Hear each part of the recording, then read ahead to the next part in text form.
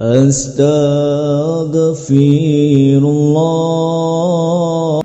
Alhamdulillah wassalatu wassalamu ala Rasulillah wa ala alihi wa sahbihi wa mawalah wa la hawla wa la quwwata illa billahi wa ba'du. Baik, kita lanjutkan kajian kita, masih membahas kitab Arba'in Nawawi, dan kita masuk pada hadis ke-15. An Abi Hurairah radhiyallahu anhu anna Rasulullah sallallahu alaihi wasallam yaqul man kana yu'minu billahi wal yawmil akhir falyakul khairan aw liyasmut wa man kana yu'minu billahi wal yawmil akhir falyukrim jarahu wa man kana yu'minu billahi wal yawmil akhir falyukrim dhaifahu, rawahul Bukhari wa Muslim. Dari Abu Hurairah radhiyallahu anhu, dia mengatakan Rasul sallallahu alaihi wasallam bersabda, barang siapa yang beriman kepada Allah dan hari akhir, maka berkatalah dengan kebaikan atau diam. Dan barang siapa yang beriman dengan Allah dan hari akhir, maka hormati tetangganya. Dan barang siapa yang beriman kepada Allah dan hari akhir, maka hormati tetamunya. Hadis ini ulama menggolongkannya sebagai nisful Islam, separuh dari Islam. Karena Islam itu terbagi menjadi dua hak. Pertama, hak yang diberikan kepada Allah Subhanahu wa ta'ala, seperti sholat, doa, baca Quran, dan begitu seterusnya. Yang kedua, hak yang diberikan kepada sesama manusia, sesama hamba Allah Subhanahu wa ta'ala. Salah satunya terangkum dalam hadis yang kita akan bahas di pagi hari ini. Makanya hadis ini bagus sekali, indah sekali, karena hadis ini bicara tentang nisful Islam, separuh daripada Islam. Abu Qatadah, salah satu perawi hadis ini, ketika dia membaca kalimat man kana yu'minu billahi wal yawmil akhir falyakul khairan aw liyasmut, barang siapa yang beriman kepada Allah dan hari akhir, maka ucapkan dengan ucapan yang santun, kalau tidak bisa diam. Kata beliau, gara-gara hadis ini aku lebih banyak diam dibandingkan bicara. Setelah aku membaca hadis ini, kata beliau, aku lebih banyak diam dibandingkan bicara. Kenapa? Karena Rasul mengatakan as-sumtu najah, diam itu lebih banyak selamat dibandingkan banyak bicara. Makanya Abdullah ibn Mubarak rahimahullahu ta'ala mengatakan, kalau bicara itu bernilai seperti perak, maka diam itu bernilai seperti emas. Artinya kalau orang berbicara dan isinya ketaatan kepada Allah Azza wa Jalla, akan diberikan nilai perak, maka diam jauh lebih berharga dibandingkan bicara yang santun, karena nilainya adalah emas. Saking pentingnya menjaga lisan, gitu maksudnya. Bahkan sampai ada ulama yang mengatakan, kalau seandainya saya ini bicara, kemudian pembicaraan saya ini buat takjub orang lain dan takjub kepada diri sendiri, maka sebaiknya hentikan bicaranya. Dan kalau dengan diamnya orang suka, maka pergi diam. Maksudnya ulama dulu itu menjaga hati gitu. Sampai-sampai kalau ngomong orang suka dengan ucapan kita, malah yang ngomong suruh diam. Takutnya nanti takabur gitu ya. Ulama dulu seperti itu. Kalau orang lain asik bicara, tambah lagi kalimatnya sama kita kan. Karena kita ini kadang-kadang tidak pernah mengerem bicara. Bahasa ibu-ibu ember gitu ya, atau baskom. Lu udah ngomong banyak ngomong tuh mulut ember gitu. Ya. Sebenarnya kalau bicara tentang masalah kalam pembicaraan itu kan ada dua macam. Ada pembicaraan yang kalau orang bicara itu berpahala. Kalau seandainya ketika berbicara dan isinya pahala, ngomong, tapi dengan santun.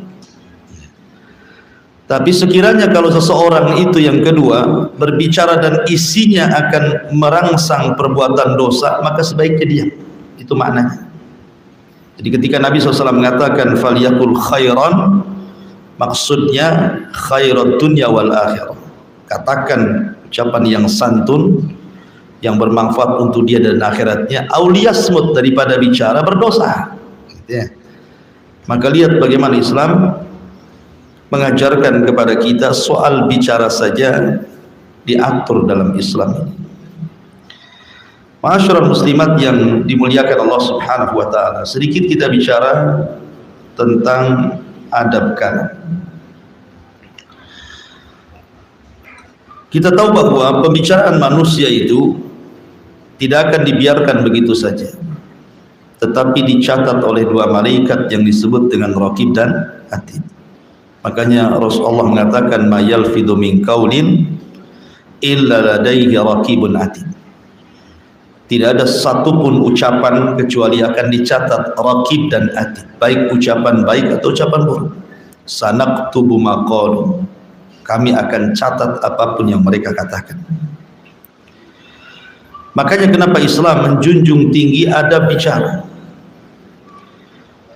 Kita lihat bagaimana perkataan para ulama dulu atau para sahabat Nabi SAW, para tabi'in, para tabi'ut tabi'in, banyak sekali untayan-untayan nasihat soal bicara itu. Disebutkan salah satunya, berkata Salman ibn Daud, maksudnya Sulaiman ibn Daud, Nabi Sulaiman putra Daud alaihi salatu wassalam, dia mengatakan, in kanal kalam min fiddatin fasukutu min dhahabin. Persis seperti yang dikatakan Abdullah ibn Mubarak tadi saya katakan di awal. Kalau seandainya ucapan itu bernilai perak, maka diam itu bernilai emas. Kemudian Abu Bakar Siddiq radhiyallahu an pernah kemudian memegang lisannya, kemudian mengatakan hadzal ladzi awradanil mawarid. Inilah yang menjadikan seseorang akan masuk ke dalam jahanam. Lisan inilah, kata Abu Bakar, yang menjadikan orang itu tidak bisa melewati sirat titian, maksudnya masuk ke dalam jahanam. Abdullah ibn Mas'ud radhiyallahu anhu mengatakan wallahi alladzi la ilaha illahu ma syai'un ahwaj ila tuli sijni min lisan. Demi Allah yang tidak ada sesembahan yang berhak disembah kecuali Allah Subhanahu wa taala. Tidak ada sesuatu yang paling berhajat seseorang memenjarakan dari anggota badannya melebihi memenjarakan lisannya. Saking bahayanya lisan gitu ya. Sampai Abdullah bin Mas'ud mengatakan seperti itu. Kemudian juga Abu Darda radhiyallahu anhu mengatakan ta'allamus sumta kama ta'allamunal kalam. Belajarlah diam sebagaimana kalian belajar bicara. Kemudian berkata Umar bin Abdul Aziz rahimahullahu ta'ala, beliau mengatakan tentang bahayanya lisan, beliau mengatakan man ja'ala dinahu irdatan lil khusumat aksar tanakul. Barang siapa yang menjadikan agamanya digunakan untuk berdebat, maka orang ini pasti tidak akan istiqomah. karena lisan ini mudah menggelincirkan orang, itu maksudnya. Dan banyak lagi perkataan para sahabat Nabi SAW dan juga para ulama lainnya tentang bahaya lisan ini. Nah, di antara bahaya lisan itu yang termasuk afatul lisan yang disebutkan oleh para ulama, jangan sampai seseorang itu satu berdusta, yang kedua ghibah, yang ketiga menyebar rahasia orang, yang keempat mencela dan melaknat, yang kelima ucapan yang tidak ada faedah, yang keenam berdebat, yang ketujuh syahadatuz zur, bersaksi dengan saksi persaksian palsu, yang kedelapan intihar al-fuqara wa du'afa wal yatam, membentak fakir miskin dan anak-anak yatim, yang kesembilan alman, menyebut-nyebut pemberian seolah-olah tidak ikhlas, dan yang kesepuluh at-ta'nu fil ansab, mencela nasab atau bangga dengan nasab. Ini semua dosa besar dan ini semua keluar dari lisan, ya. Hindari ini 10 perkara ini dosa besar. Sampai-sampai 10 perkara ini disebutkan di dalam kitab Al-Kabair, dosa-dosa besar, yang dikarang oleh Al-Imam Al-Zahabi rahimahullahu ta'ala. Di zaman Nabi SAW ada seorang yang bertanya kepada Rasul, "Ya Rasulullah, inna fulanatan taqumul laila wa tasumun nahar wa tasaddaqat bi fuduli amwaliha wa taf'al walakin tu'dhi jiranaha bilisaniha." Rasul, saya ini punya tetangga seorang wanita, Masya Allah, sholat malamnya tidak tinggal, puasa sunnahnya tidak tinggal, sedekahnya rajin, berbuat baiknya luar biasa, tapi lisannya pun tidak pernah dia menyakiti tetangganya. Bagaimana menurutmu wanita seperti ini? Lihat bagaimana pertanyaan orang ini kepada Rasul menyinggung soal wanita. Karena biasanya dosa lisan itu kebanyakan dari wanita, ibu-ibu, ya, dosa lisan itu. Maka dicontohkan di sini seorang wanita, bukan laki-laki. Maka Nabi SAW langsung berteriak dan mengatakan, la khaira fiha, wanita itu tidak punya kebaikan secuil pun.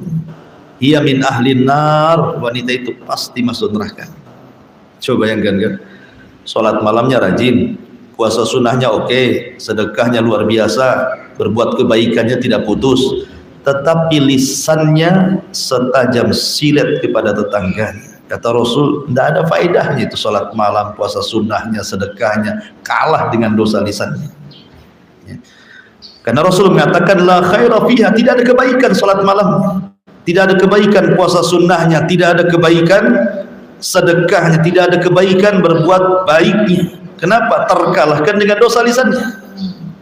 La khaira fiha, tidak ada kebaikan wanita itu. Bal hiya min ahlin nar, bahkan dia layak masuk neraka, kata Nabi. Tapi lihat pertanyaan selanjutnya. Kata Nabi SAW, ya Rasulullah, inna fulanatan la tusalli illa al-maktubah, wa la tasumu illa Ramadan, wa la tatasaddaq, walakin la tu'dhi jiranaha bilisaniha. Rasul, ada wanita tidak sholat kecuali yang wajib-wajib saja, sunnahnya jarang. Ada seorang wanita jarang berpuasa kecuali Ramadannya dia jaga, dan dia pun tidak pernah bersedekah dan jarang berbuat baik, tapi dia jaga lisannya, dia tidak pernah menyakiti tetangganya. Nabi mengatakan apa? Hiya min ahlil jannah. Ini wanita termasuk penduduk surga. Dari sini kita mengetahui bahwa dosa lisan mengalahkan amalan sunnah. Dosa lisan itu bisa mengalahkan amalan sunnah. Tetapi orang yang menjaga lisan bisa mengalahkan amalan sunnah. Karena orang ini, wanita yang satunya kan ini kurang sunnahnya, sholat malamnya jarang, puasa sunnahnya tidak gitu ya, sedekahnya pun tidak juga, tapi dia berusaha menjaga lisannya. Kata Rasul, dia termasuk penduduk surga. Luar biasa ya.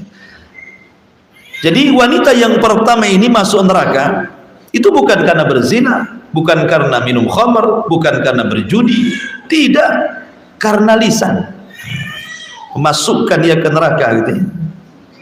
Dan yang satu juga sama, dia masuk surga bukan karena dia beramal amalan besar, sholat malam pun tidak gitu ya, puasa sunnah pun tidak, dia yang wajib-wajib saja, tetapi rupanya keutamaan menjaga lisan mengantarkan dia masuk ke dalam surga. Makanya Rasul mengatakan, man kana yu'minu billahi wal yaumil akhir falyakul khairan aw liyasmut. Barang siapa yang beriman kepada Allah dan hari akhir, maka ucapkan yang santun, kalau tidak bisa maka sebaiknya diam.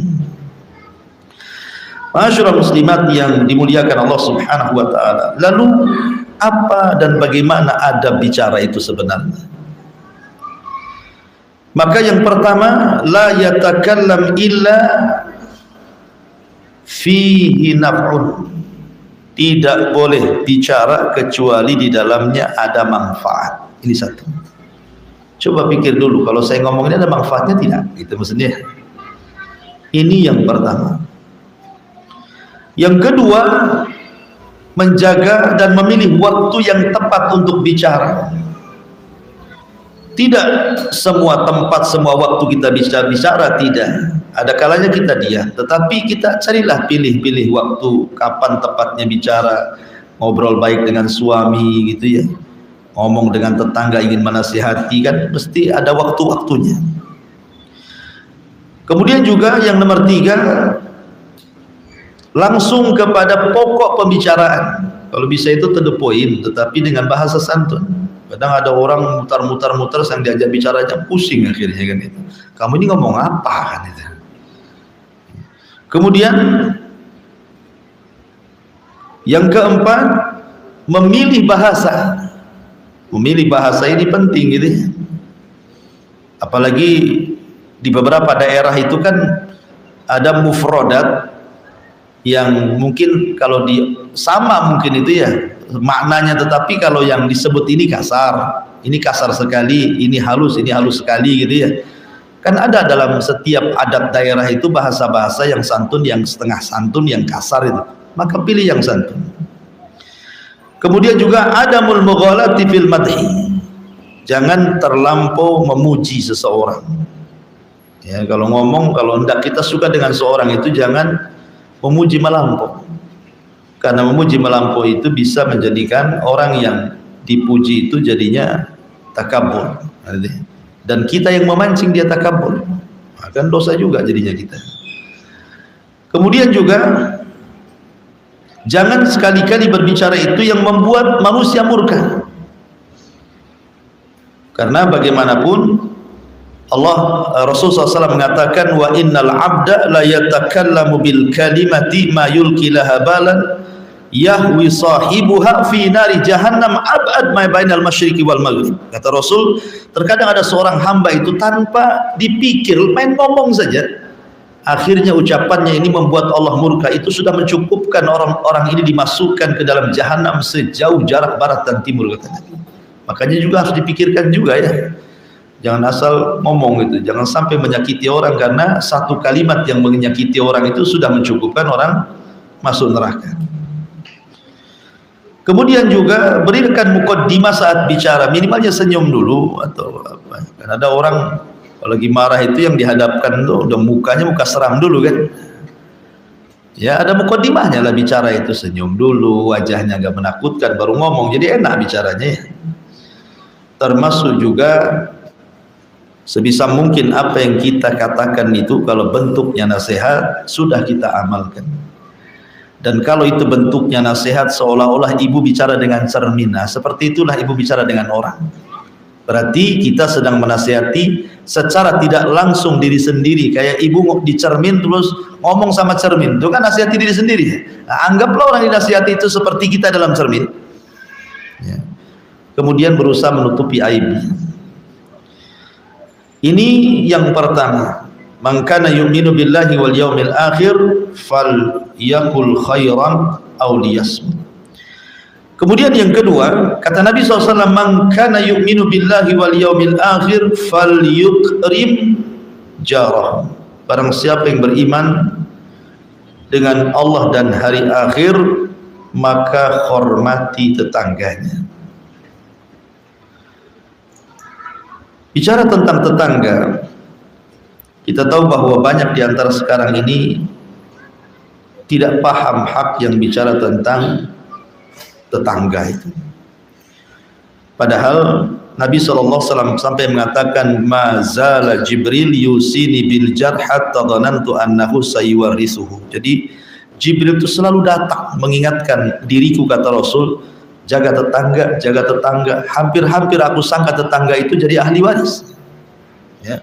Saking seringnya Jibril gitu ya, mengingatkan Nabi SAW tentang hak tetangga. Dan ingat, tetangga semakin dekat dengan rumah kita berarti semakin banyak haknya. Tetangga yang jauh berarti semakin sedikit haknya. Jadi makin dekat, makin nempel di rumah kita berarti makin besar haknya. Aneh di zaman sekarang ini. Terkadang ada tetangga yang nempel rumah musuhan sama dia, tetapi tetangga yang jauh baik pula sama dia. Karena ada tuh yang gitu tuh. Ya. Padahal justru semakin dekat tetangga itu semakin besar haknya itu daripada tetangga yang jauh. Ya. Makanya kenapa Nabi SAW itu mewanti-wanti soal tetangga ini, sampai-sampai Nabi SAW mengatakan kepada Abi Dzar Al-Ghifari itu, ya Aba Dzar, idza tabakhta maraqatan faksir ma'aha wa ta'ahad jiranaka. Wahai Aba Dzar, kalau engkau masak sayur, perbanyak kuahnya, bagi-bagi tetangga. Ini kinayah, maksudnya begini, maksudnya Rasul itu dalam hadis ini bukan berarti ditiru, wah kalau gitu kita masak sayur asam 1 tong gitu ya, bukan itu maksudnya. Ini kan nasihat Rasul, ya kan? Maksudnya kalimat wa ta'ahad jiranaka ini syahidnya di sini, memberi hadiah kepada tetangga. Bukan lafaz yang pertamanya, kata Nabi kalau masak diperbanyak kuahnya, banyaknya kuahnya gitu kan, ayamnya 1 sayap, kuahnya 1 tong, itu mana tuh, gak kebagian lagi gitu ya. Artinya bukan itunya, tapi kalimat wa ta'ahad jiranakanya itu, hendaklah bagikan hadiah. Semakin sering memberikan hadiah kepada tetangga, semakin dicintai tetangga. Yakin Bu?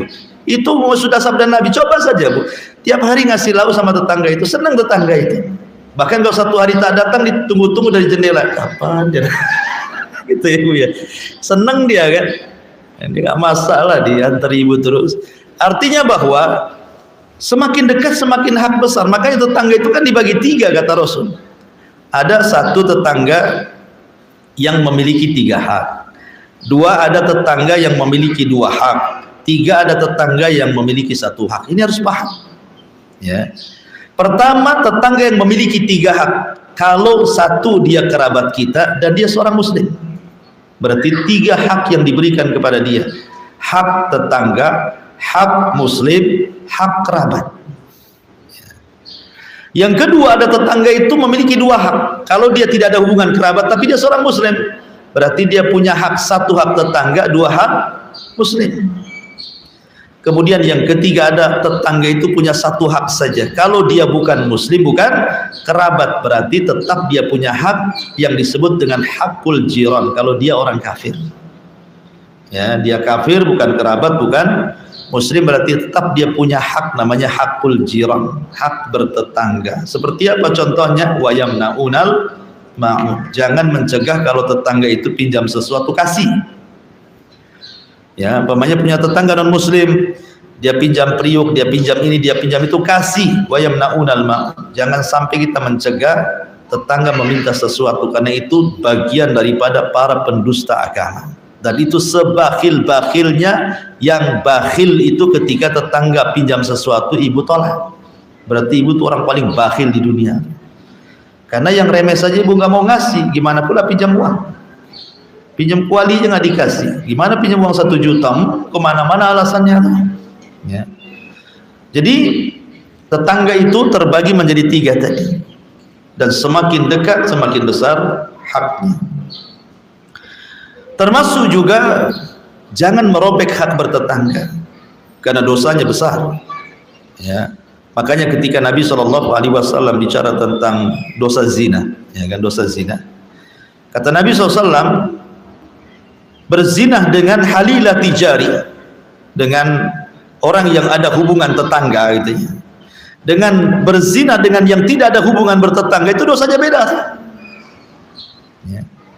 Umpamanya tetangga dengan tetangganya selingkuh gitu ya. Daripada seseorang kemudian berzina dengan yang rumahnya jauh, ya beda kota atau beda desa atau beda perumahan gitu ya, maka beda dosanya. Kenapa? Karena orang yang berzina dengan sesama tetangga dua dosanya. Pertama dosa zinahnya, yang kedua merobek hak tetangga. Tapi kalau berzina dengan orang lain ya mungkin dosa zina saja kan itu dapatnya. Tapi kalau sudah bertetangga itu ada hak tetangga, jangan dirobek di situ. Hak bertetangga, makanya dari dosa saja sudah tampak. Ma'asyiral muslimin yang muslimat yang dimuliakan Allah Azza wa Jalla. Aisyah radhiyallahu anha qalat, dia mengatakan, "Qultu ya Rasulullah, innali jarataini fa ila ayyihima ahdi." Rasul, saya ini punya dua tetangga. Ini kira-kira kemana hadiah yang saya harus berikan, karena cuma satu. Kemana nih saya berikan hadiah ini? Maka Nabi SAW mengatakan, ila aqrabihima, cari yang paling dekat. Nah, umpamanya ini ibu rumahnya di sini, ini tetangga yang nempel kopel di sini, yang paling dekat inilah yang dikasihkan. Jangan yang jauh dulu, yang dekat dulu. Nah, kalau bisa punya jadwal, itu lebih baik lagi. Hari ini yang di sini, besok sini, besok sini, besok sini, nanti balik lagi ke situ. Nah, itu lebih baik lagi pakai jadwal gitu ya. Kemudian tetangga ini kan bermacam-macam. Ada tetangga bersebelahan rumah, itu juga tetangga. Ada tetangga fisuk di pasar, ibu jualan di sini, nanti tetangganya jualan sebelahnya, itu juga tetangga ya. Kemudian ada aljar fil mazra'ah, di kebun, ini kebun ibu, ini kebun sebelahnya, itu pun tetangga ibu tuh ya. Kemudian juga aljar fi ad-dirasah, ketika belajar rasa kayak gini nih kan, sebelahnya itu tetangga juga tuh, sebelah-sebelahan itu kan. Kemudian juga ada aljar fi al-maq'adi al-markabati, ketika ibu naik di bus di mana gitu kan, sebelahnya ada orang duduk atau di pesawat, itu pun dianggap tetangga, ada haknya ya. Jangan kemudian main ambil kursi, naik pesawat, naik apa gitu kan, sengaja barang pula ditaruh di kursi sebelahnya, padahal tiketnya cuma satu kursi itu. Nah, itu nyakiti tetangganya lah kan gitu. Kasih, memang ini hak orang lain, sengaja tuh biar orang itu duduk sebelah sana gitu kan. Nah, kalau kosong kan alhamdulillah dapat dua kursi ya, bisa lah tidur saya. Itu orang kan ada tuh orang kayak gitu itu ya. Dia nggak tahu hak bertetangga orang kayak gini nih. Ya. Jadi tetangga itu ada juga aljar fil amal. Ya, tetangga dalam bekerja di kantor, ya kan, itu juga disebut tetangga. Jadi memang tetangga itu bermacam-macam. Taib. Di antara hak yang paling besar kepada tetangga itu, pertama raddus salam, jangan lupa menjawab salam. Kalau tetangga mengucapkan salam, jawab ya. Kemudian yang kedua ijabatud dakwah, kalau ngundang datang, jangan sampai tidak datang ya, itu penting itu. Dan yang paling penting lagi kaful adha, kaful adha anhu, jangan membalas keburukan tetangga dengan keburukan, sabar. Nah, itu paling penting. Jadi kalau tetangga ngomong apa-apa, ibu diam sajalah kan itu paling besar haknya. Sebab Bu, kalau ibu bertengkar dengan tetangga Bu, itu bisa tahunan tengkarnya itu. Dan bukan hanya antara ibu dengan dia, bisa keturunannya pun ikut-ikut bertengkar. Yang nggak ada kaitan-kaitannya itu ikut tengkar. Kenapa? Karena hari-hari ketemu. Ketika hari-hari ketemu itu sakit hatinya itu tajaddud, jadi berubah-ubah, jadi memperbaharui lagi kan. Jadi malas, akhirnya biasa lewat depan biasa saja, akhirnya lewat belakang rumah lalu balik jadinya. Ya kan? Jadi kalau bisa sabar, sabar itu lebih baik, dan itu hak yang paling besar, kaful adha. Ya. Kemudian tahammul adha, tahammul adha iljar tadi, kemudian kaful adha artinya kaful adha itu tidak menyakiti, dan sabar ketika tetangga menyakiti disebut tahammulil adha aljar. Kemudian juga tafaqqud, biasalah seseorang itu kehilangan, kalau nggak ada tetangganya kehilangan, kok nggak nampak kemana gitu ya. Nah, itu juga termasuk adab juga ya. Dan yang paling penting adalah satruhu wa siyanatu irdih, jaga kehormatannya, jaga aibnya. Kalau ada tetangga nih bertengkar nih karena kopel, zaman sekarang kan susah kita menghindari supaya nggak dengar ucapan tetangga ini. Kadang-kadang rumah kita ini berdempetan, jadi kalau tetangga bertengkar dengan suaminya, dengan orang tuanya, dengan kerabatnya, kedengar sampai rumah kita kan. Nah, kalau kita mendengar, maka amanahlah kuping kita. Anggap saja apa yang dibicarakan itu gak ada urusan dengan kita. Jangan pula kemudian ketika keluar, kenapa lama? Aduh, nggak tahu tadi tetangga sebelah ribut lah. Ngapain kok cerita kita? Nggak usah ceritain. Itu kan dengan mengatakan tetangga ribut itu kan namanya, walaupun hanya ngomong gitu saja, itu sudah membongkar aib dia kan. Apalagi dirinci, ributnya apa? Diperinci satu-satu kayak rekaman aja tuh. Nah, itu lebih parah lagi. Oh, ngasih tahu saja tidak boleh. Ya. Cari alasan yang lain yang jangan menyinggung tetangganya. Jadi akhirnya orang nggak tahu tetangga ribut jadi tahu lah gara-gara ibu kan. Nah, jadi itu juga penting. Artinya satruhu wasyanatu irdi, penting menjaga aib dan juga kehormatannya, jaga. Ya. Kemudian al-ihda ilaihi wa mawaddatihi, kasih hadiah dan cintai tetangganya. Baik. Kemudian yang ketiga, kata Nabi SAW, man kana yu'minu billahi wal yawmil akhir fal yukrim dhaifahu. Barang siapa yang beriman kepada Allah dan hari akhir, maka hormati tetamunya. Masyarul muslimat yang dimuliakan Allah Azza wa Jalla, bicara tentang tamu. Tamu itu datang bawa berkah, bukan datang bawa sial. Apalagi tamu itu dia seorang musafir, orang jauh maksudnya. Datang ke ibu bertamu, berarti tamu itu mau berkah karena doanya orang musafir itu mustajab. Ya. Dan kewajiban ibu memberikan hak kepada tamu itu 1 hari 1 malam. Kemudian sunnahnya 3 hari. Kalau sudah lewat 3 hari itu tergantung ibu lah, kan gitu ya. Tapi yang wajib itu 1 hari 1 malam. Ibu harus ngasih penginapan bagi dia kalau memang kayak orang dulu. Orang dulu kan kayak di desa-desa itu kan nggak ada hotel kayak kita di Batam kan ada hotel kan. Enak lah, tidak harus mesti diinapkan di rumah lah kalau datang orang jauh kan. Bisa saja kita sewakan hotel. Ya, tapi kan kalau di desa-desa kan nggak ada penginapan. Berarti harus disediakan tempat tinggal. Kemudian dikasih makan yang sewajarnya lah dalam 1 hari 1 malam, itu wajib hukumnya Bu. Kalau tidak ibu berdosa. 1 hari itu sajalah, sewakan hotel atau kasih makan, yang penting udah 1 hari itu selesai. Kalau memang di rumah tidak ada kamar lagi. Nah, adapun hari kedua dan hari ketiga itu sunnah hukumnya. Kalau ibu berbuat baik berarti dapat pahala, kalau tidak pun maka tidak berdosa kan gitu. Kalau sudah hari ketiga lebih, ya itu kembali kepada kita. Ya. Tetapi yang paling penting ketika menjamu tamu, sebelum kita menghidangkan makanan, tempat tinggal, 2, pertama senyum. Nah, itu penting tuh. Ya. Yang kedua ramah tamah dulu. Oh, alhamdulillah, masya Allah, mabruk. Nah, macam-macam lah, puji dia kan itu ya. Baru setelah itu kasih makanan. Ya. Jadi itu ketika menerima tamu yang pertama kali senyum dulu. Nah, kata Rasul, tabassumuka li akhika sadaqah, senyum. Biar senang gitu tamu itu. Berarti kedatangan dia tidak menjadikan ibu susah. Kan kadang ada tamu itu, pernah ada seseorang cerita begini. Seorang syekh cerita. Ya. Jadi syekh ini punya kawan, cerita kawannya ini bawa tamu, ceritanya ingin dibawa pulang ke rumahnya. Ingin dibawa pulang ke rumahnya. Lah cuman waktu itu tidak bawa handphone sehingga tidak memberitahu istrinya bahwa tamunya akan datang gitu ya. Bahwa hari itu akan ada tamu karena lupa dia tidak bawa handphone. Ketika sampai di rumah, tamu ini kan belum masuk nih. Kemudian suaminya ngomong sama istrinya, "Tadi abang bawa tamu, ada apa kira-kira?" Tiba-tiba istrinya marah. "Kok ini ya?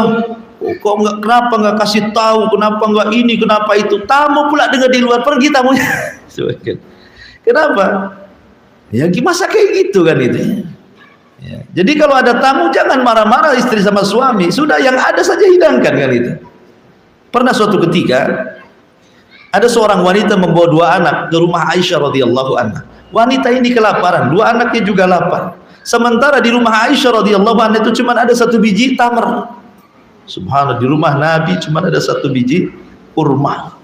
Saya nggak yakin di kulkas ibu itu cuma 1 biji kangkung, itu tidak mungkin. Pasti macam-macam lauk ada di situ. Artinya bahwa ini 1 butir kurma ini sama Aisyah radhiyallahu anha dikasihkan. Memang itu yang ada, apalagi kan? Tidak usah takalluf gitu. 1 biji kurma akhirnya dibalas sama ibu itu, yang 1 dikasihkan anaknya, yang 1 dikasihkan anak 1. Sampai seperti itu. Itu rumah Nabi itu. Jadi tidak perlu takalluf. Ya kalau sudah ada tamu langsung sambut. Ya kalau dia mau nunggu ibu masak, alhamdulillah gitu. Apalagi sekarang main instan, semua pakai instan sekarang kan.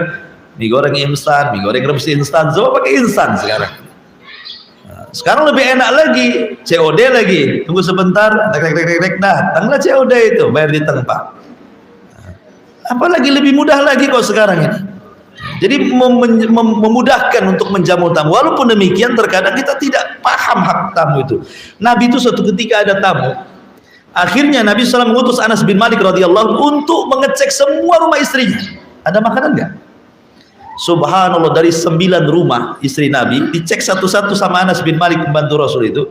Tidak ada satupun makanan di rumah. 9 istrinya nggak ada rumah makanan, luar biasa. Akhirnya Anas bin Malik ngomong, Rasul, saya sudah mengecek 9 rumah, ternyata tidak ada yang bisa dimakan di rumah. Maka Rasul berdiri dan mengatakan, siapa yang mau menjamu tamu Rasulullah? Wa qama rajulun minal ansar. Tegak seorang laki-laki dari Ansar. Ada yang mengatakan Jabir bin Abdullah radhiyallahu anhu. Jabir ini tanpa pikir, di rumahnya ada makan, nggak ada makan, main bangkit saja saya wahai Rasul. Akhirnya kemudian Jabir pulang dulu ke rumahnya. Kemudian dia mengatakan kepada istrinya, wahai istriku, tadi sesudah janji ingin menjamu tamu Nabi. Hal indakum syai'un, adakah sesuatu yang bisa dimakan? Kata istrinya, tidak ada, illa qut sibyan, kecuali makanan untuk anak kita. Ya. Tetapi suaminya mengatakan, ya sudah, kalau memang itu qutus sibyan, itu makanan untuk anak, begini saja. Nanti sebentar lagi tamu akan datang, kau buat anakmu capek, kau buat main sehingga lupa dia lapar sampai tidur gitu. Nah, dibuat syukur supaya kayak gitu. Supaya jangan ingat makan. Gimana caranya? Terserah kamu, pandai-pandai kamu lah kan itu. Nanti kalau tamu datang karena malam-malam kan itu peristiwanya, kamu pura-pura aja benerin lampu itu, kau tiup lampunya, bilang aja lampunya rusak, biar tamu jangan lihat gitu. Sampai seperti itu loh sahabat itu membuat siasat gitu ya, karena tidak ada apa-apa yang bisa dimakan. Sementara kalau tamunya melihat cuman ada makanan sedikit kan bisa saja tamunya nggak enak kan gitu ya. Tapi gimana Jabir itu supaya tamunya enak? Dia ngomong sama istrinya, buat anakmu tidur, bagaimana caranya? Jangan dimakan. Buat lampu itu mati, bagaimana caranya supaya tamu tidak melihat kita. Sampai seperti itu menghargai tamu itu sahabat tuh. Jadi akhirnya kemudian malam itu dia menjamu tamu. Besok harinya Nabi SAW turun wahyu kepada Jabir bin Abdullah radhiyallahu wa yu'thiruna ala anfusihim walau kana bihim khasasah. Begitulah sifat para sahabat, mendahulukan orang lain padahal dirinya sendiri sangat memerlukan. Sampai seperti itu ya. Sahabat itu menjamu tamu. Taib. Adapun berkaitan dengan adab masalah memuliakan tamu ini. Pertama, saya sebutkan dulu keutamaannya. Satu, keutamaan menjamu tamu itu sababun linailit taufik minallah. Ibu akan mendapatkan taufik dari Allah Subhanahu wa ta'ala. Ingat ketika Nabi SAW mendapatkan wahyu, kemudian melihat Jibril dalam bentuk asli, kemudian ketakutan luar biasa kan. Akhirnya Khadijah radhiyallahu anha menghibur Nabi kan, dan mengatakan, orang sepertimu tidak akan dihinakan Allah. Kenapa? Karena salah satunya karena engkau suka jamu tamu kan, itu ya perkataan Khadijah kepada Rasul itu. Artinya orang yang menjamu tamu tidak akan dirugikan hidupnya, tidak akan dihinakan Allah, sebagaimana perkataan Khadijah kepada Rasul, wallahi la yuhzikallahu abada, orang sepertimu loh tidak mungkin dihinakan Allah. Kemudian Khadijah menyebutkan kebaikan Rasul sampai menyebutkan wa tuqrim dhaif, karena engkau suka menjamu tamu. Maka orang yang suka menjamu tamu akan dapat taufik dan tidak akan dihinakan Allah. Yang kedua, sabab lidukhulil jannah. Jelas itu sebab masuk surga. Karena ada hadis Rasul yang mengatakan, ya ayuhan nas abshus salam wa at'imut ta'am wasallu wan nasu niyam tadkhulul jannata bisalam. Kata Nabi SAW, wahai manusia, sebarkan salam, kasih makan. Kasih makan ya maksudnya bisa ke fakir miskin, bisa ke anak yatim, bisa ke tamu gitu ya. Kemudian sholatlah dan manusia tertidur, kamu akan masuk surga dengan selamat. Jadi memberikan jamuan kepada tamu salah satu sebab surga. Dan ini khutbah pertama Rasul ketika sampai dari Makkah ke Madinah. Ini khutbah pertama yang Rasul katakan, wahai manusia, sebarkan salam, kasih makan, sholatlah, di saat manusia tidur kalian akan masuk surga dengan selamat. Kemudian yang nomor 3, sebab mendapatkan kamar-kamar khusus di surga. Bukan hanya masuk surga, dapat kamar lagi di surga. Ketika Nabi SAW menyebutkan tentang kamar surga yang terbuat dari cermin yang bisa dilihat dari luar dan dalam gitu ya, kemudian orang-orang menyangka bahwa itu khusus untuk para nabi. Kata Rasul, bukan. Kamar-kamar itu dikhususkan pertama liman atabal kalam, bagi orang yang santun bicaranya, sama tamu santun ya. Kemudian wa it'am at-ta'am, memberi makan tamu, fakir miskin dan yang lainnya. Wa shalla lillahi bil laili wan nasu niyam, salat di malam hari sementara manusia sedang tertidur. Maka kata Nabi SAW, 3 perkara ini seseorang bisa mendapatkan kamar-kamar indah di surga. Termasuk juga yang keempat, menjamu tamu salah satu adalah perkara yang sangat mahbubun ilallah, sangat dicintai oleh Allah Subhanahu wa ta'ala. Di antara adabnya satu, anna haqqad dhiyafa salasata ayyam, hak tamu itu 3 hari, wajib 1 hari, 2 harinya sunnah. Tapi ada yang mengatakan bahwa ini hak ahlil qura, artinya yang dimaksud tamu itu tidak semua tamu. Maksudnya tamu, dikatakan tamu itu kalau datang dalam jarak safar, itu disebut tamu, Bu. Ya, orang Tanjung Pinang, orang Tanjung Balai datang ke Batam, itu disebut tamu. Karena apa? Sudah masuk masafah safar. Ya kan, kalau dari Pinang ke sini kan sudah boleh jamak, boleh kosor. Berarti tamu. Oh, kalau tetangga dua rumah bukan tamu datang ke ibu. Ya.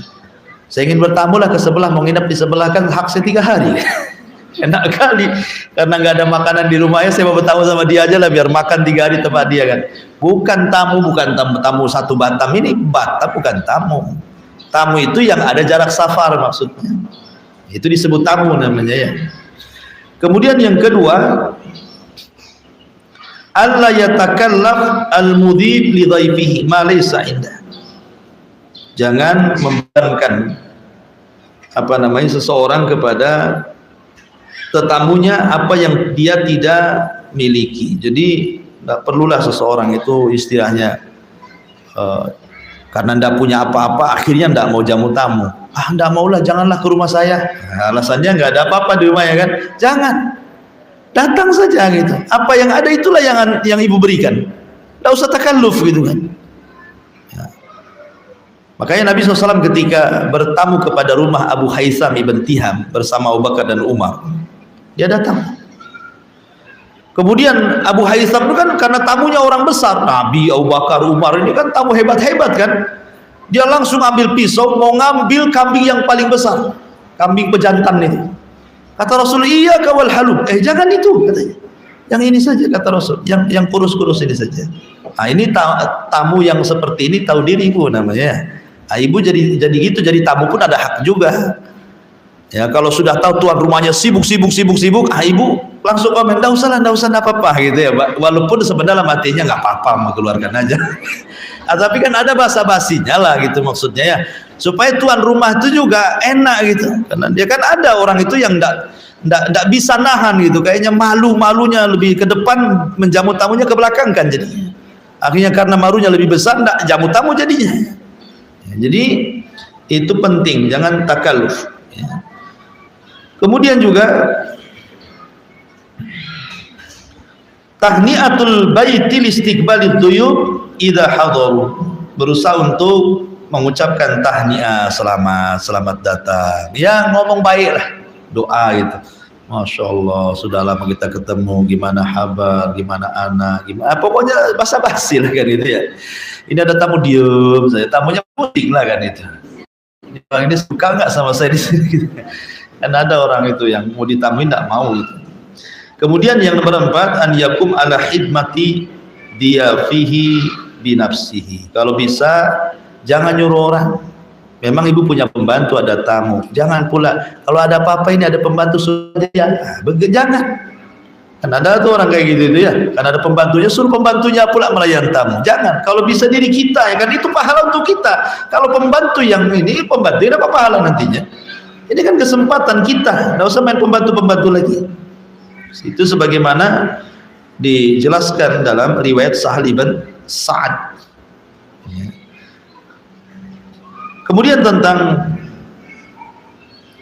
sesuatu yang harus dilakukan di antara adab tamu adalah ta'jilut ta'am, segerakan makan. Di anna dzalika min ikram al-dhaif, karena menghidangkan makanan itu sesuatu yang paling besar dalam menjamu tamu. Sekali lagi, tamu jauh, bukan tamu dekat ya. Tamu yang jauh kan, apalagi zaman dulu, kalau alhamdulillah kalau zaman sekarang sih banyak, hampir beberapa meter nanti ada warung Padang, warung Jawa, warung macam-macam kan, sehingga kadang-kadang tamu itu sebelum sampai ke ibu udah makan dulu kan. Tapi zaman dulu kan nggak ada kayak gini-gini kan ya, nggak ada warung-warung itu, sehingga datang itu memang lapar betul. Nah, sehingga kenapa masalah ta'jilut ta'am ini, segera menghidangkan makanan, itu nomor 1 dalam menghormati tamu ya. Makanya ketika Ibrahim alaihi salatu wassalam kedatangan tamu dalam bentuk manusia, padahal tiga-tiganya malaikat, hendak menghabarkan kelahiran Ishak dan hendak menghancurkan negeri Sodom, maka Rasulullah SAW langsung mengambil pisau dan menyembelih untahnya. Jadi tidak ngobrol lagi, nah, suruh duduk langsung ke belakang gitu ya. Menunjukkan apa? Menghadiahkan makan itu disegerakan kepada tamu. Kemudian juga yang selanjutnya adalah alla yabkhal bima'idatin, jangan bakhil dengan makanan di meja makan. Jangan bakhil. Kalau memang ada di kulkas itu, ya keluarkanlah dari itu. Apa yang ada di kulkas itu. Apalagi ibu tahu tamu ini kesukaan apa gitu kan, maka lebih bagus lagi. Wala yanamu qablah, jangan tidur sebelum tamu tidur. Ada orang ya kan, tamunya belum tidur, ibu sedang orok-oroknya kencang pula, tamunya tak bisa tidur pula. Ya kan? Biar tamu dulu tidur dan nampak tidur, kita tidur. Karena biasanya tamu kan orang jauh cepat tidur, capek gitu ya. Kemudian wala yashku az-zaman bihudurihi, dan jangan mengeluh soal waktu karena kedatangannya. Jangan mengeluh kepada tamu gitu ya. Kemudian kama la yukallafu nafsuhu fawqa ma yuti, jangan juga sebagaimana seseorang tidak boleh memberatkan dirinya di atas kemampuannya. Kemudian juga tasyyi'ud dhaifi ila babid dari, berusaha menarik tamu itu langsung dibawa ke dalam rumah. Nah, jadi kalau tamunya ada di pagar, bu, ya ibunya keluar langsung ditarik itu ya tangannya, ayo masuk gitu kan. Ini enggak, dari dalam rumah, masuk aja katanya. Adabnya lu gak ada ibu. Ya. Jadi keluar, ambil, masuk, digiring gitu ya. Jadi menunjukkan senang, teriak-teriak pula di dalam rumah. Masuk aja, saya lagi di dapur. Ibu lu, sopan santunnya lu enggak ada. Ya. Baik. Kemudian juga Allah yashba qablah summa yansarib wa yatrukuhu. Jangan ibu lebih kenyang dibandingkan tamunya. Ibu masak banyak, ibu pula yang paling congok situ. La haula wala quwwata. Ya, jadi kalau tamu, biarkan tamu, dia tengok lauk yang disukai, biarin aja. Ibunya sudah suka nih, udah begadang-gadang kalau nggak diambil tamu, alhamdulillah. Nggak apa-apa, lirik-lirik aja. Tapi biarkan dulu tamu makan. Ya, sekali tamunya pula lebih congok gitu. Habis pula stres ibu. Tahu gitu saya sembunyikan di dapur. Ya. Jadi jangan sampai tidur kenyang sebelum tamu kenyang. Jangan berpaling dari tamu sebelum tamu selesai makan. Ya. Jadi terkadang orang itu kadang-kadang simpel aja. Udahlah makan ya, saya tinggal dulu ya. Nah, kan ada tuh yang kayak gitu tuh. Nah, enggak, jangan begitu. Tunggulah, entah ibu tunggu di kamar kah, tunggu di mana. Yang penting ibu jangan, takutnya ada apa-apa. Nanti lagi makan ikan banyak duri, keselak, pusing dia kan gitu. Ibu nggak ada di situ. Jadi jangan sampai kemudian meninggalkan tamu sampai dia betul-betul selesai makan. Kemudian juga kama qala Ats-Tsauri, idza zadaka akhuka fala taqul lahu atakul. Sufyan Ats-Tsauri mengatakan, apabila saudaramu, tamumu ziarah kepadamu, jangan kau katakan mau makan, jangan. Atasyrab, mau minum, jangan. Tapi sediakan makan, sediakan minum. Soal dia mau makan mau minum urusan dia. Tapi jangan ditanya. Ya, ini kan kebiasaan kita kan tanya kan. Udah makan? Kalau udah makan alhamdulillah, tak robek lah dompet nih. Jadi jangan sampai ngomong begitu. Ini kata Sufyan Ats-Tsauri, kalau datang tamu jangan pernah katakan atakul, mau makan. Nah, enggak, sediakan makan saja. Soal dia mau makan mau enggak terserah dia. Ya.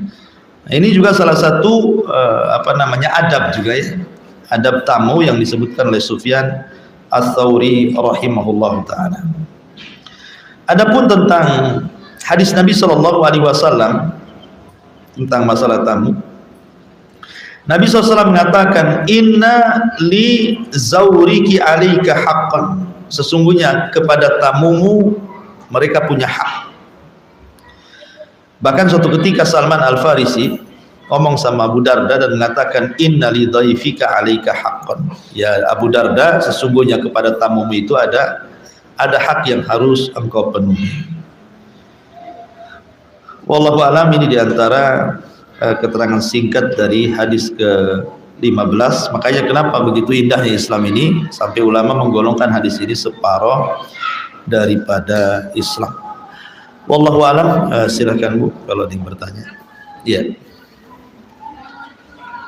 Assalamualaikum warahmatullahi wabarakatuh.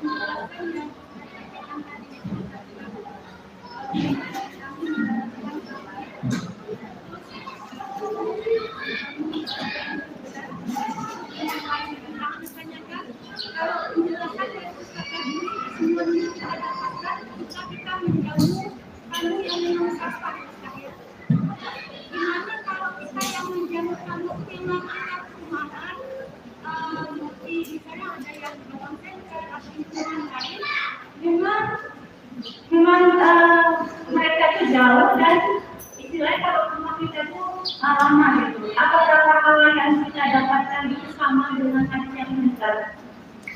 Ya, alhamdulillah. Hadis-hadis tadi kan umum, memberi makan pada siapa saja, menjamu seseorang umum. Maksudnya begini, tamu yang dikatakan punya hak, kalau kita tidak menjalankan hak kita berdosa, itu maksudnya tamu yang sifatnya memiliki masalah safar jauh. Karena di zaman dulu tamu-tamu itu memang mereka kalau safar kan capek gitu ya, nanti sampai perlu istirahat, perlu makan, perlu apa kan, zaman dulu kan. Tapi kalau zaman sekarang kan dipermudah, kadang-kadang tamu ini nginep sebelum sampai ke rumah kita. Banyak tamu itu yang nggak mau membebankan orang yang ditamuinya. Terkadang dia sudah sebelum sampai ke rumah dia sudah nyewa hotel sendiri tuh. Kan banyak tamu yang gitu itu kan, karena tidak mau memberatkan. Makanya tamu-tamu akhirnya sebelum kita datang itu dia sudah di hotel dulu. Saya sudah di hotel katanya kan. Ya, kata ibu, alhamdulillah sudah di hotel. Jadi maksudnya begini, kalau memang secara umum berbuat baik itu pasti berpahala. Secara umum ya kan, ngasih makan, senyum, ngomong baik, ngomong santun, ngasih tempat, itu semua sama pahalanya. Cuman ada hak yang lebih ditekankan kalau memang sifat tamu itu memang mendesak untuk kita memberikan hak. Seperti tamu jauh itu kan memang mereka butuh hak sama kita kan, butuh tempat tinggal, butuh makan. Ya. Tapi sekarang mau tamu mau dekat mau jauh pun kadang-kadang mereka segan dengan kita. Makanya kalau kita berbuat baik sama tamu, pasti dia akan ingin bertamu terus sama ibu. Ya kalau kita baik. Tapi kalau kita jahat satu kali, sekali aja bertamu tuh. Sekali aja tidak akan mau lagi. Ya, kalaupun mau paling tidak mau bertamu lagi. Sebentar aja dia pergi lagi. Gitu kan.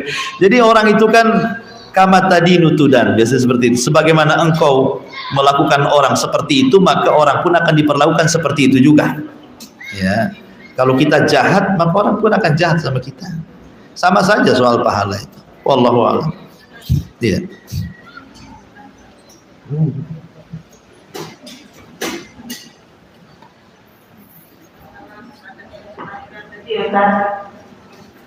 Ketika tetangga kita itu salah satu hak dari kita non muslim, seperti yang tadi meminjamkan zakat mengajar, mereka meminjam seperti pas kali dia mau merayakan hari raya mereka tahu sepertinya ada seperti baking gitu untuk masak kue. Yang kita lakukan, mana tahu mereka memasak ada yang halal di dalamnya, termasuk itu dipercayakan di dalam mereka. Bagaimana kita untuk meminjamkan barang mereka? Iya, alhamdulillah. Nggak apa-apa, pinjamkan saja. Karena kita ini sedang memberikan hak, bukan mendukung acara tersebut. Karena kan tetangga-tetangga tertentu non-muslim, mereka kan tidak selalu. Justru waktu-waktu tertentu saja kan mereka itu butuh kan. Ya, jadi kita memberikan itu bukan karena mendukung acara, tidak. Tetapi karena kita ini bertetangga dengan dia, nggak enak kan itu. Soal kemudian tetangga ini non-muslim makan babi, makan yang haram-haram gitu, makan anjing gitu ya, umpamanya. Nanti dia masak pula di kewali kita. Dalam Islam itu, Rasul pernah di Khaybar. Khaybar itu kan daerah Yahudi, dan mereka biasa makan daging, ya, daging babi gitu kan. Nah, kata Nabi SAW, kalau memang tidak ada lagi kecuali inaknya mereka, bejananya mereka, pakailah setelah kau cuci 3 kali. Artinya dengan dicuci 3 kali, sudah nggak ada lagi kan. Nah, apalagi kalau seperti jilatan anjing, jelas tuh, ya kan, 7 kali dengan 8-nya dengan tanah, selesai, hilang tuh najisnya. Dan kalau terlampau takut ibu gandakan 2-2, sendok 2, satu untuk tetangganya, satu dipakai sendiri. Nah gitu. Kuali 2 khusus, ibu punya 1 lemari itu dikhususkan untuk tetangga saja. Kalau takut seperti itu kan buat kayak gitu. Kalau memang Allah berikan rezeki, ibu bisa beli 2-2. Tapi kalau memang tidak bisa, nah, dan tetangga ma'ruf itu makanannya, ya pas datang barang itu cuci sajalah. Kan habis dicuci hilang najisnya. Apa masalahnya? Nah, cuman karena was-was saja ibu ini kan. Was-was saja jadinya akhirnya nggak mau sama tetangga gara-gara itu jadinya. Padahal dia tetap punya hak minimalnya, Bu. Walaupun tetangga yang non-muslim itu tidak tertarik dengan dakwah kita, jangan sampai dia mencela kita, gitu ya. Dia memang tidak masuk Islam, tapi jangan sampai mencela Islam. Gak apa-apa dia nggak masuk Islam, tapi minimal memuji orang Islam. Senang saya punya tetangga orang Islam itu ramah, enak-enak, kan gitu ya jadinya kan. Akhirnya apa, dakwah tersebar, enggak dia masuk Islam, tetapi dengan ngomong begitu enak jadinya. Apakah gara-gara saya kafir ya tetangga saya? Wah, itu sudah, ya itu gara-gara ibulah dia yang celak jadinya. Ya, jadi nggak apa-apa, pinjamkan saja. Sikap kita pinjamkan karena takut masuk pada wayam naunal maun tadi. Wallahu a'lam. Ya.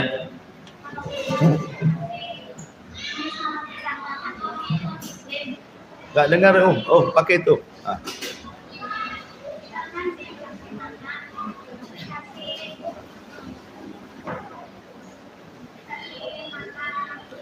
Di tes dulu.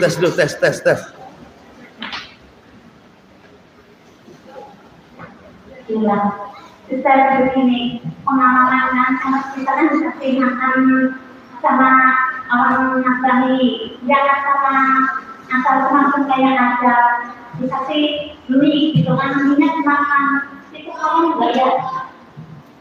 Oh, tetangga non muslim. Iya, kan ada salah semakin kayak ada juga orang Nasrani, terus dimakan. Kita kan ada yang bilang itu kan sering makan babi anjing. Terus itu maksudnya itu jadi haram atau tidak itu jadi makan sebenarnya itu. Karena ada kebanyakan orang-orang itu nggak mau dibuatnya sama dia itu alasannya sama mereka itu gejalanya itu sering kena babi apalagi itu. Iya. Cara awam itu. Kalau kita enggak, pikirannya sudah dicuci menurut kita. Iya. Jadi pertanyaannya, boleh enggak dikasih makan mie dari tetangga kemudian kita makan? Ya, tapi kan caranya cara senang kayak ada. Iya, paham. Iya. Ya, alhamdulillah. Makanan itu ada dua. Ada yang sifatnya sembelihan, ada yang sifatnya non sembelihan.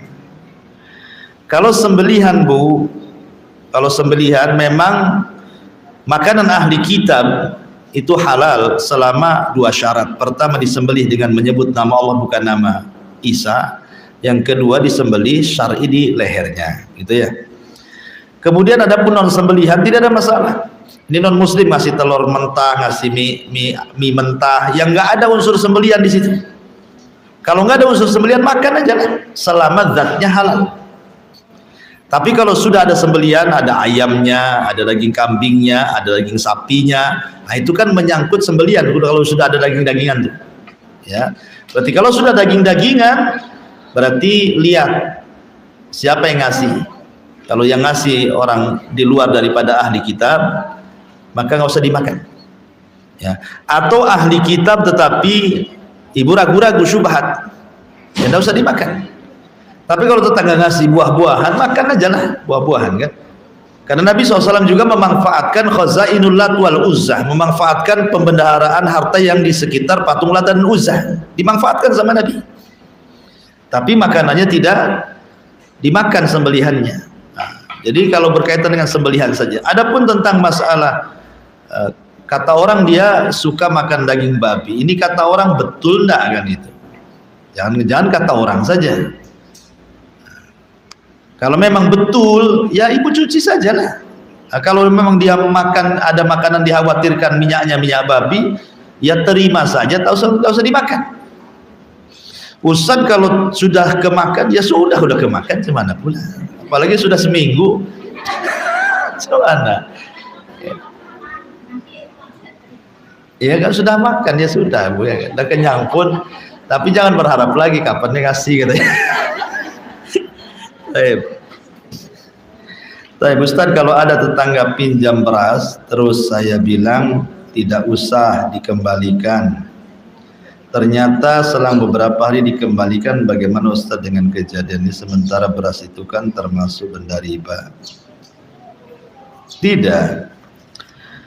Beras ini memang terjadi khilaf. Apakah komoditi riba itu hanya tertera dalam hadis Nabi SAW, gandum, kurma, garam, gitu ya? Apa juga kemudian menyeluruh kepada beras dengan kias? Pertama lihat akadnya, ini kan akadnya ngasih hadiah. Ya nggak usah lah, ambil aja, itu kan hadiah, ibu ngasih hadiah kan? Pertanyaannya ini, Ustadz kalau ada tetangga pinjam beras, tapi ibu nggak mau minjamkan, mau menghadiahkan saja kan? Bahasanya kan? Berarti akadnya akad hadiah, nggak ada akad pinjam meminjam di sini. Ketika akad hadiah tiba-tiba dia ngasih balik, memberikan artinya menjawab hadiah kita lah, itu maksudnya. Ya terima saja kan itu, karena akad kita nggak minjamin. Kalau dia kemudian mengembalikan, ya anggaplah itu kebaikan dia kepada kita. Tapi kalau di akad awal pinjam kemudian dikembalikan dengan beras, ya selama, ya kalau memang ini masuk pada komoditi riba karena kias beras dengan gandum, maka kita tahu bahwa sesama komoditi riba itu pertama harus mislan bimislin yadan biyadin, harus kontan, yang kedua harus sama beratnya. Tapi kalau ini beras ini dimasukkan kias, tapi bagi yang tidak memasukkan beras pada komoditi riba, ya tidak masalah, yang penting sama beratnya walaupun tidak kontan. Kalau memang dipinjamkan sekilo, ya balik sekilo gitu ya, itu maksudnya. Wallahu a'lam. Baik, cukup Bu ya, kita tutup. Subhanallah hamdika. Satu lagi, sila.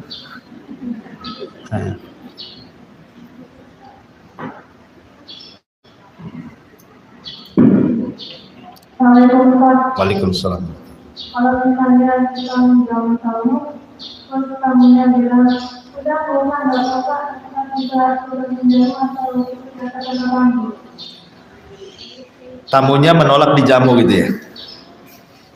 Ya jangan lihat tamunya menolak, tetap kita berbuat baik sama tamu. Makanya tadi kata Sufyan Ats-Tsauri, jangan pernah bertanya kepada tamu mau makan apa, mau minum apa. Kan itu ya, kata Sufyan Ats-Tsauri. Tetapi sediakan makan, sediakan minum. Soal dia tidak makan, tidak minum, urusan dia. Ibrahim tetap menyediakan, tamunya nggak makan. Sudah disediakan makanan enak sama Nabi Ibrahim, tidak ada satu tamunya yang makan, tidak makan daging, tidak minum. Ya gimana malaikat tamunya? Ya kan malaikat tamunya menjelma manusia, tapi Ibrahim tetap itu menyediakan tuh semua makanannya. Lihat makanan pun tidak malaikat, yang dilihat wajahnya Ibrahim. Ketakutanlah Ibrahim ini. Oh, dikasih makan yang dilihat wajahnya, dikasih minum dilihat wajahnya. Sementara Ibrahim sudah tua, ini tamu muda-muda, jangan jahat kan itu ya. Akhirnya kemudian baru tahu setelah itu malaikat. Tapi lihat adabnya di sini. Udah kasih aja semua. Toh kalaupun tamu pergi ya kita juga yang makan tuan rumah. Masih bisa dimakan sendiri gitu ya. Kalau memang tidak habis sedekahkan ke tetangga, fakir miskin. Gak ada masalah. Jadi kewajiban kita tetap menjamu tamu. Soal tamu itu, oh nggak usah itu basa-basi dalam hatinya, nggak apa-apa gitu itu.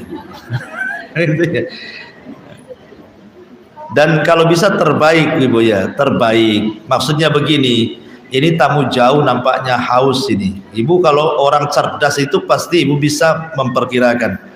Nah, ini kalau dikasih aqua gelas nggak hilang hausnya nih. Gitu kan, jangan. Ini harus dikasih jus ini kan gitu ya. Jadi kalau orang cerdas kan dia akan tahu kondisi tamu ini suka apa kan. Nah, ini enggak, tamu paling ini aqua gelas ya kan? Makanannya goreng bakwan, aduh gitu. Baik, subhanallah bihamdika asyhadu an la ilaha illa anta astaghfiruka wa atubu ilaik. Allahu ta'ala alam. Assalamualaikum warahmatullahi wabarakatuh.